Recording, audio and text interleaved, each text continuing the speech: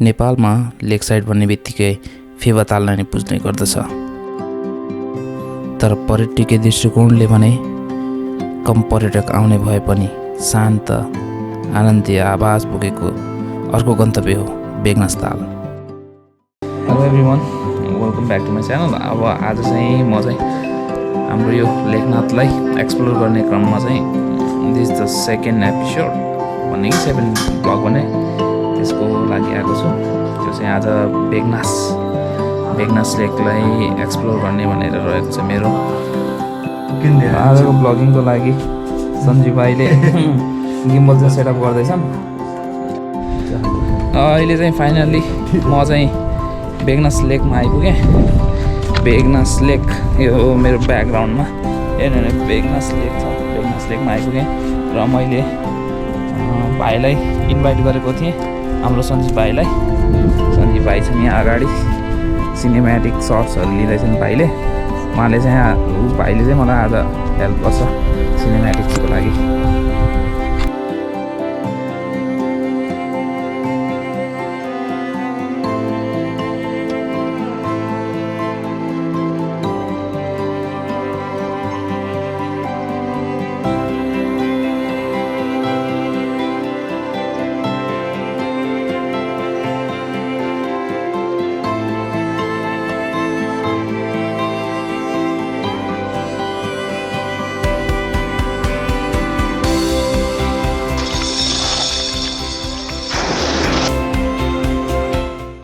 नमस्कार, म डुङ्गा व्यवसाय समितिको सचिव, बेगनास ताल डुङ्गा व्यवसाय समिति।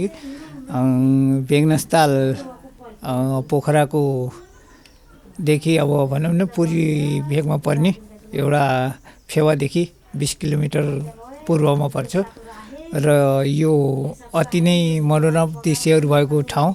यहाँबाट तपाईँको अन्नपूर्णको भागहरू एकदम राम्रोसँग देखिन्छ र ताल एकदम सफा छ र यो 373 हेक्टर चाहिँ उसमा फैलिएको छ पानीको भाग, यसको क्षेत्रफल भयो। अनि तपाईँको पर्यटकहरू फेवामा भन्दा यसमा केही अलि कमी भए पनि अहिले बिस्तारै बाह्य तथा आन्तरिक पर्यटकहरू अलि बढ्दै छन्। यसले गर्दा यस ठाउँहरूमा हजुरहरू घुम्न आउन सक्नुहुन्छ।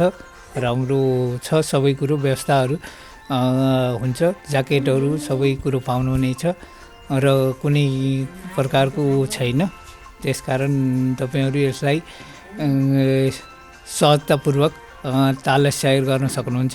यहाँबाट माझीकुनासम्म जान आउनको लागि पनि व्यवस्था हुन्छ र तपाईँ रूपातालसम्मको दृश्यहरू पनि यहाँबाट देख्न सक्नुहुनेछ।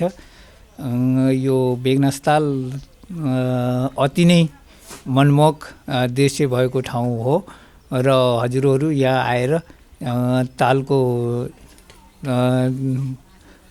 सैर गरी आनन्द लिन सक्नुहुनेछ र देशका चाहिँ अन्य तालहरू भन्दा यो अति नै सुन्दर ताल हो र यो एउटा जाडोयाममा यसले कलर चेन्ज गर्छ।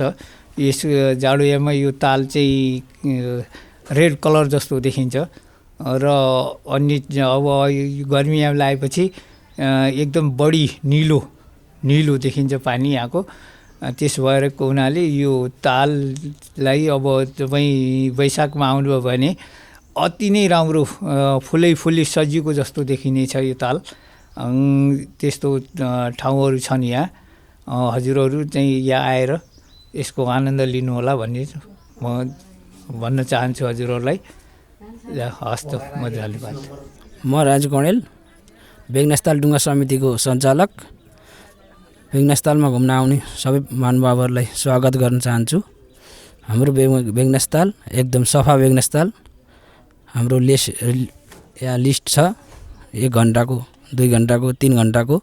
सबै आउनु होला, सरर घुमेर राम्रो बेगनास ताल घुमेर जानु होला। धन्यवाद। अब चाहिँ we are planning for boating. अब हामी चाहिँ एकछिन बोटिङ गर्छौँ होला।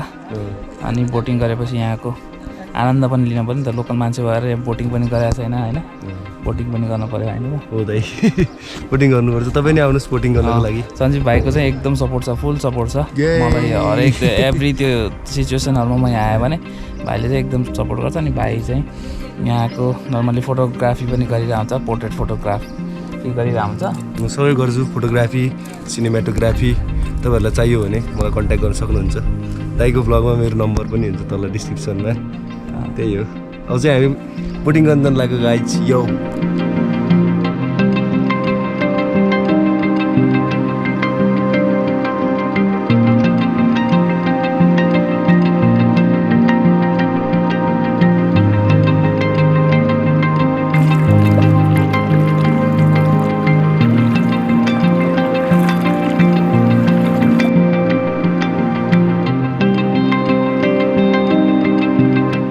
कस्तो अनुभव भइरहेछ त नि दाइ, अब भनिदिनु पऱ्यो नि त तपाईँले नि।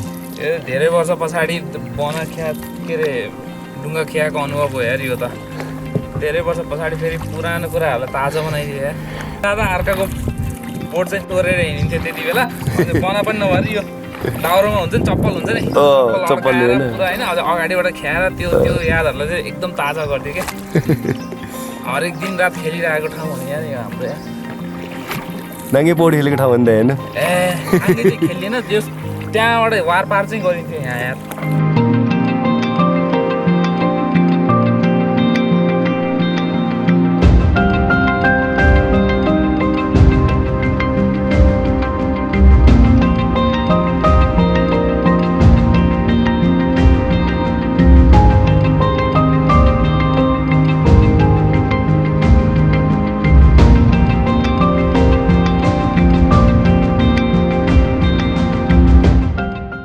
हामी चाहिँ अहिले यो बेगनास तालको प्रमोटको लागि हामी लागिरहेछौँ।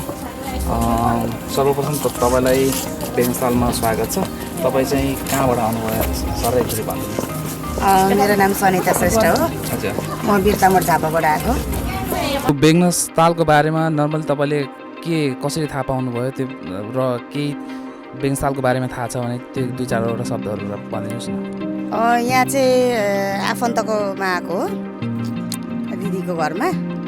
अनि उहाँकै थ्रुबाट यो बेगनास तालको बारेमा थाहा भयो, अनि यसो हेर्नलाई आएको घुम्नलाई। बेगनास ताल चाहिँ घुम्न चाहिँ आउनुभयो। बेगनास ताल चाहिँ तपाईँलाई कस्तो लाग्यो?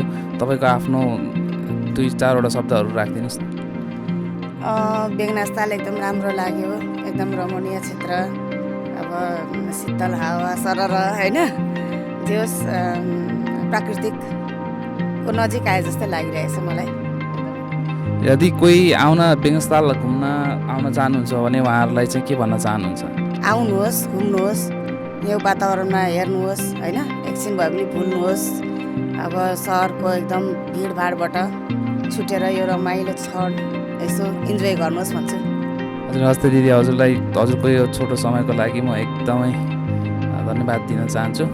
फेरि पनि आउनु होला, आफ्नो आफन्तजनहरूलाई पनि बोलाउनु होला। हुन्छ, थ्याङ्क यू। हुन्छ, हस्।